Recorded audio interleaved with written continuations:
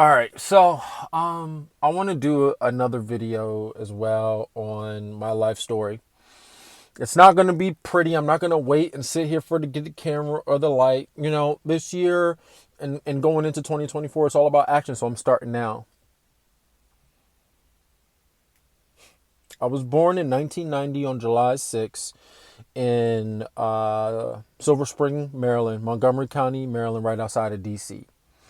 My father is a military man for immigrant. He was born in Trinidad and Tobago and moved to the United States. I believe he was in his 20s.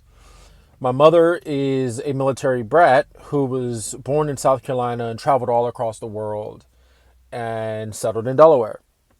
Her and my father met in Dover, Air Force Base situation, kind of. And they moved to Maryland and had me.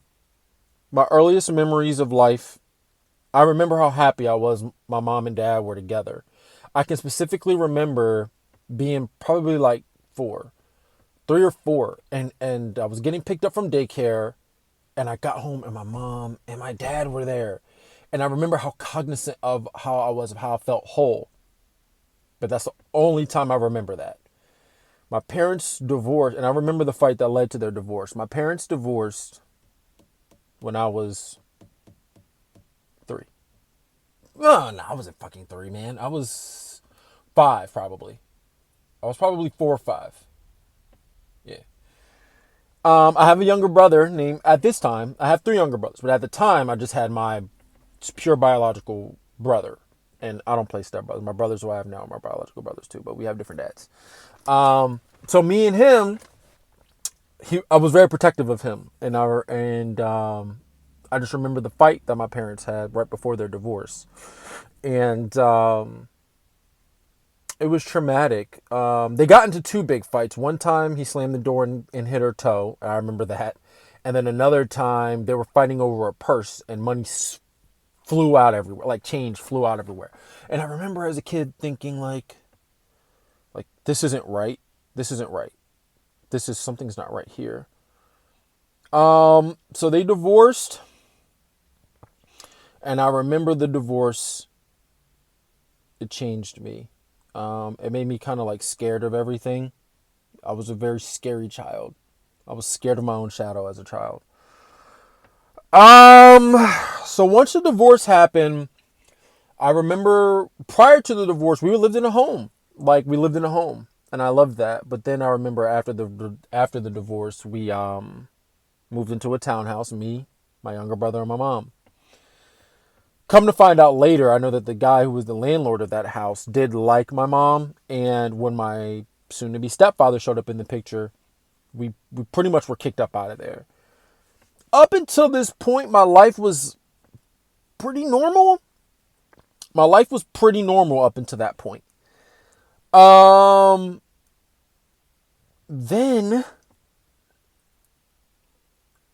I will never forget. We went to go with my dad for the weekend. We went every Friday with him, and every third Friday we stayed for the weekend. That was pretty much the norm from the divorce on, adjusting to that. The landlord liked my mom. My stepdad showed up. After coming back from one of our weekends with my dad, my stepdad says, go in the house and grab some things and come back out. And I'm like, I'm like, it's a Sunday. So I'm like, I'm ready to get to bed. We have school in the morning. We go into the house. Everything is dark. The townhouse. Everything is dark. I grabbed some toys. Like, I'm not thinking about clothes. He's like, grab like what you want. You know what I mean? So I grabbed like as many toys as I could. And like 2 in my hand. And we left. And we stayed in a hotel. And I thought it was fun. But from that point, man, we lived in hotels for like 2 years. Um, from the middle of third, from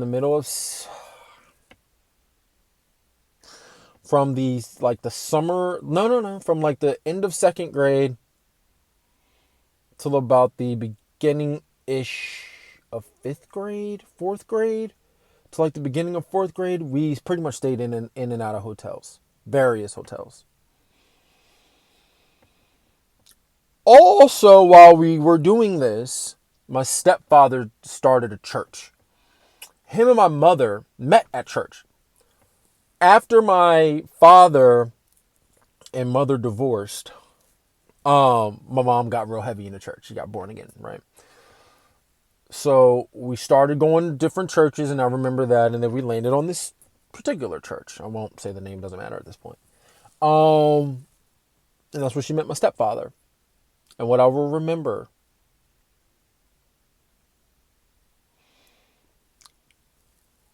I remember a lot from that time. I remember basically this woman throwing something at my stepfather in the church. I guess it was over my mother. And from that point, I never trusted him. From that point, I was like, something is up with that. And I'll fast forward. My stepfather is a flawed man, but he's a good man. He never touched us. He never drank. He never did none of that stuff. He put up with a lot of stuff he really didn't have to dealing with us. So as people watch this, I need y'all to understand that my stepfather, although there are many things I did not agree with that he did, and there's the things that I did in my life that he doesn't agree with. Like, we don't bump heads, but we don't see eye to eye on a lot of things. Like the way he lives his life and maybe the way I live mine or whatever. We don't see the eye to eye, but we get along, and I love him very much. But what I will say is that at that time, and I could never lean into it. So anyway, they meet. We're living in apartments, and we start a church.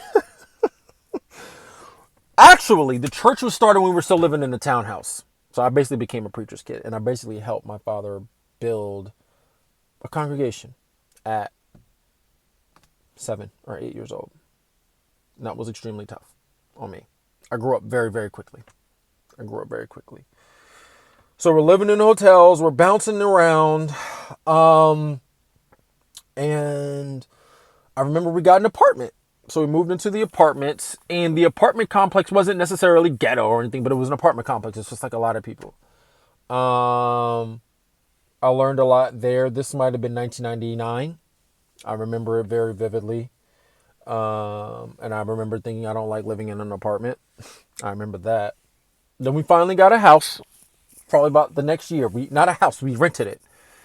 And then, so we lived in an apartment we lived in this house, and that was in Upper Marlboro. So as you can see, I moved around a lot as a youngster too. I went to a different school every single year up until the 5th grade. And I thought that was normal. I thought every year you went to a different school. So I will say that. I went to a different school every single year.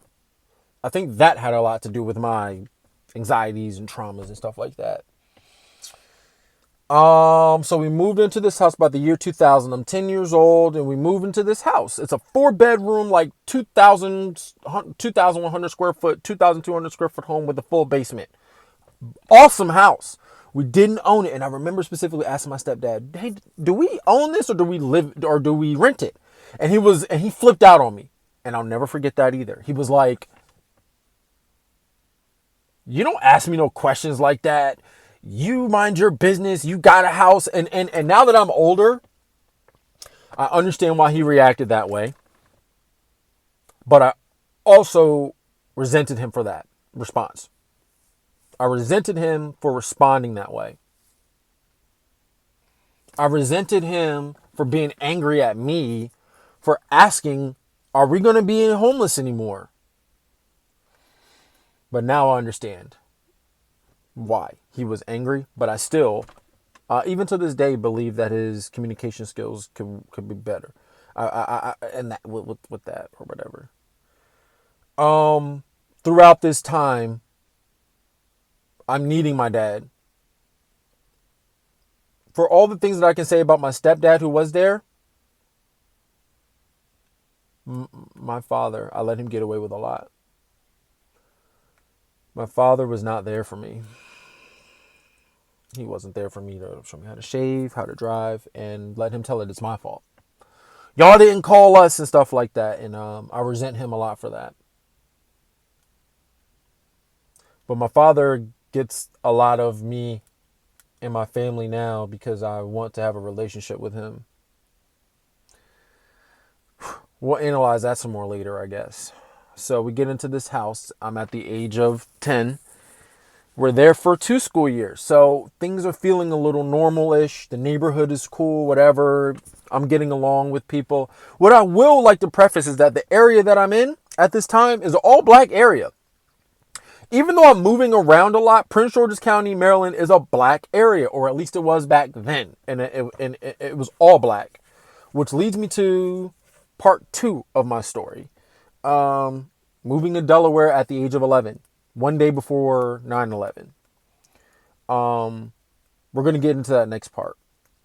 What I would like to preface while I'm talking about my life story is my grandmother, my grandfather, and my mom and papa. My mom and papa are on my mom's side. My grandma and grandpa are on my dad's side. Grandpa, my Caribbean family, they're up in New York City and Brooklyn. And that was a beautiful experience. And then my mom and papa side, who I was extremely close with, are here. We're here in Delaware, which is why we moved here. They got older. Our financial situation was always precarious. And the thing is, my mother was a nurse. My mother was a nurse practitioner with a master's, and we like fucking never had money. We never owned a house, and we were always fucking broke. And it wasn't because they had addictions or anything. It's just, I just saw how like their mindset with money, and it follows me to this freaking day. All right, that's part 1, guys. That's kind of where we're gonna put a pin in it. We're going to get into part 2, me moving to Delaware. We're going to move through all my phases. So that's kind of part 1.